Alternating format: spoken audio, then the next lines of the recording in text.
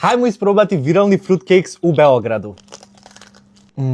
Ja sam ih uzeo iz tržnog centra Galerije, tačnije iz Grand Belgrade i Dolly Bell Cafe. Joj ljudi, ja sam jako uzbuđen, ajmo ih probati. Startujemo s ovaj mango. By the way, ja sam iz Makedonije i ovaj mi je drugi video gdje pričam srpski, tako da nije najbolje, ali trudim se.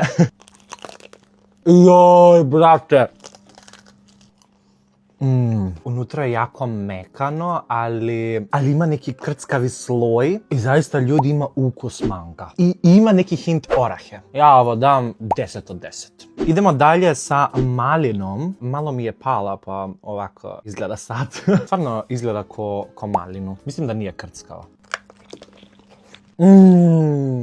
Ali nema ukus maline. Ja osjećam neku vanilu i... Vanilu. Ajde da probam opet, da proverim. Ovaj džem tu ima neki kiselkast vkus, ali nije malina. Ali ukus mi je kao kisela vanila. Ovo je 7 od 10. Mislim da ću postati mislim da ću postati dijabetičar posle ovaj video. Hajmo probati limun. Izgleda jako interesantno, vidite ovo. Ali vidite ovo, brate, oni su stavili realan list. Hajmo da vidimo šta je ovo. Oh my god, what? Joj, ljudi, ovo je grozno. Ajde, daći mu još jednu šansu.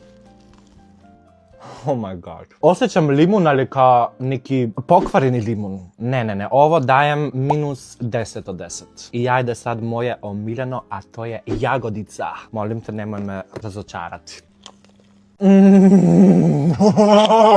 Ovo je toliko dobro, dobio sam eksorcizam. Jaj, ljudi.